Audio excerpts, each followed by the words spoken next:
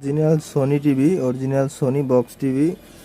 তো অবস্থাটা দেখেন, এটার ভিতর কি কি আছে। তো এটা একজন মুরব্বির টিভি, অনেক শখের টিভি, যার জন্য এটাতে আমাদের এক ভাই, তোফায়েল ভাই নাম, উনি অনেক কষ্ট করছে। তারপরে সার্কিটটা উনি রেডি করছে। এখন সার্কিটের মাধ্যমে টিভি চলতে আছে।